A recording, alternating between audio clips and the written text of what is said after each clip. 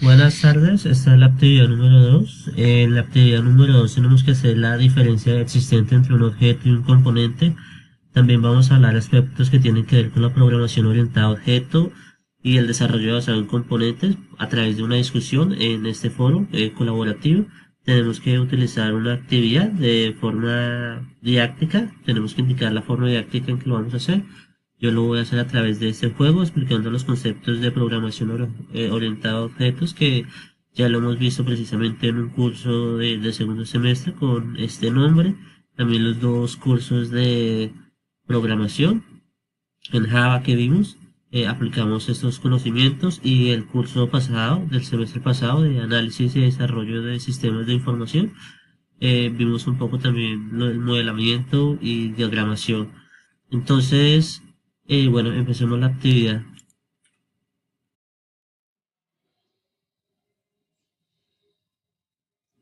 Listo. Entonces, bueno, vamos para la primera pregunta. ¿Cuál es la entidad central usada en la programación orientada a objetos? Clase, objeto, herencia y polimorfismo.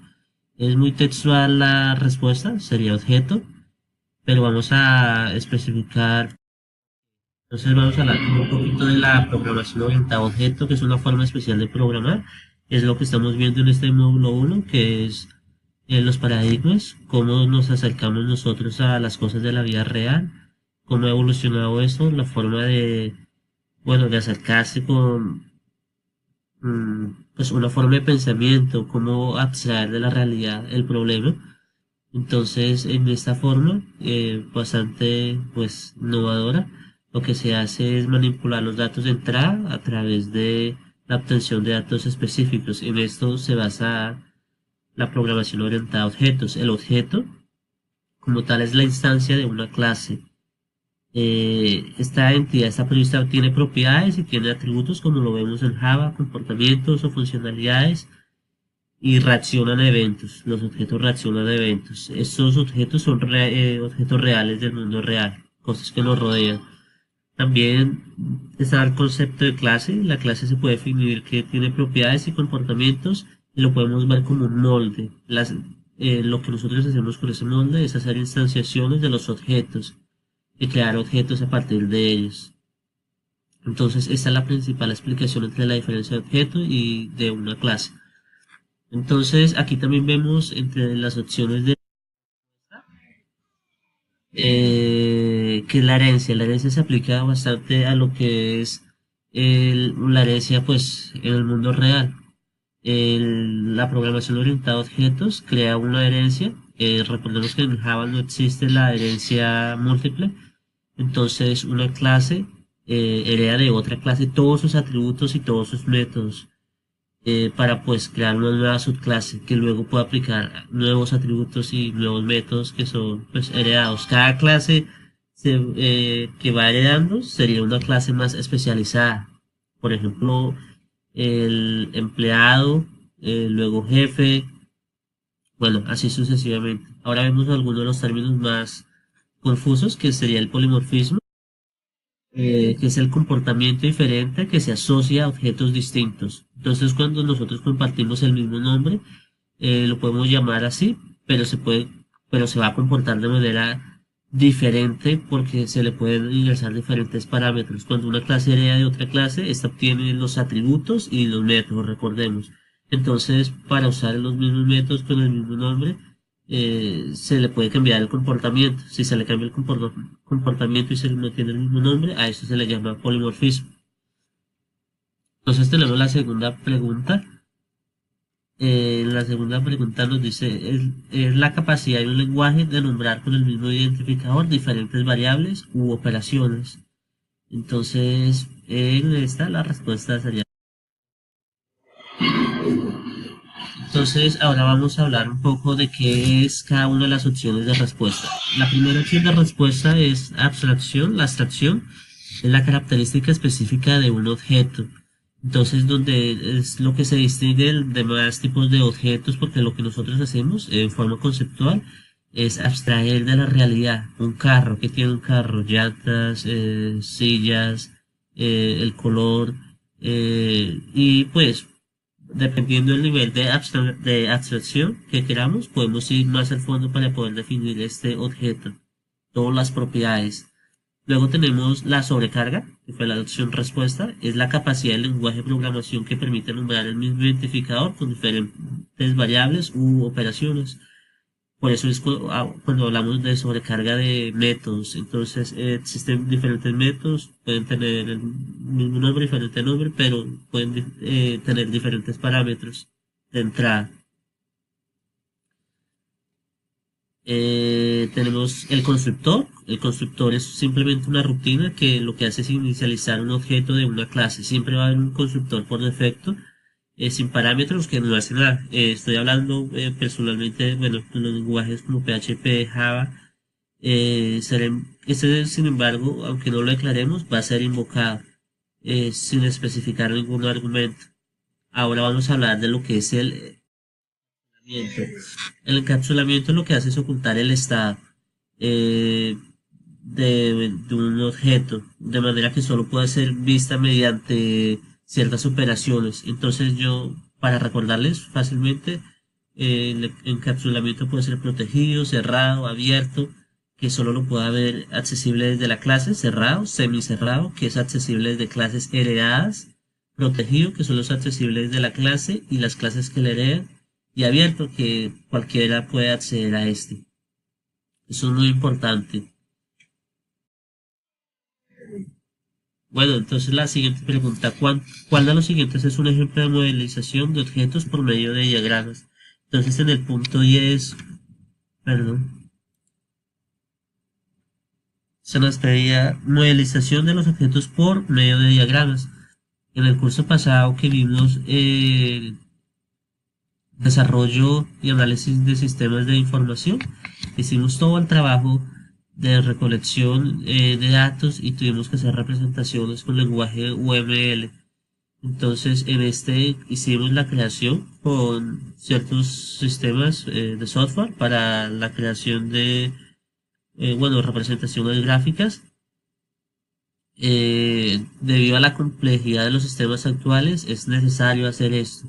Entonces, para la creación y el mantenimiento se creó un lenguaje unificado, UML, que pues sirve para visualizar, construir y documentar, que es lo más importante, la creación de software en todos sus procesos y sus funciones.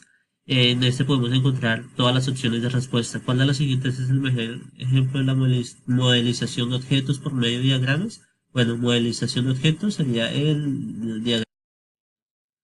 Podríamos tomar cualquier cantidad de diagramación que nos permite ver con facilidad.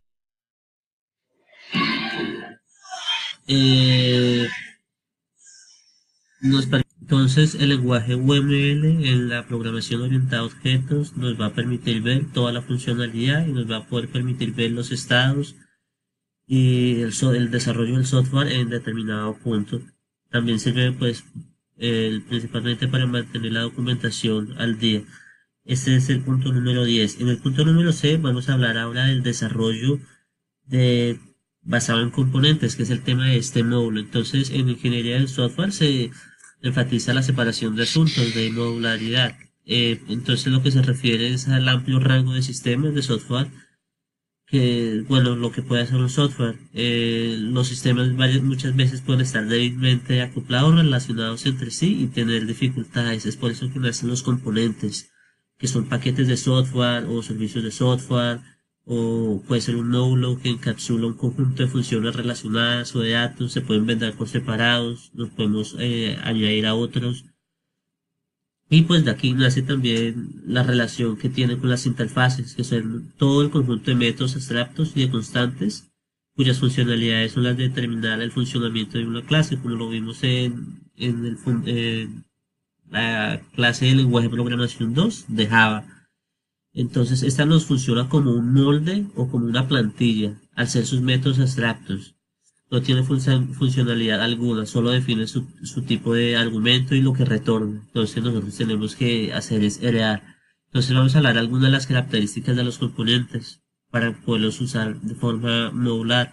Son reutilizables, son intercambiables, poseen interfaces definidas, son cohesivos. También está el nivel de acoplamiento, que es la forma y el nivel de, pues, de independencia entre los módulos de software, dependiendo, podría ser el módulo de gestión humana, el módulo de eh, contabilidad, y todo eso tiene cierta cohesión y grado de fuerza de relación. Uno tiene que fijarse qué tanta dependencia tiene el uno del otro para evitar surgir problemas de pronto de rendimiento o de acoplamiento como tal en el sistema informático, siempre esperando que sea menos dependiente para mejorar el resultado esperado. Entonces ya hablamos de acoplamiento, algunas características. Vamos a hablar de las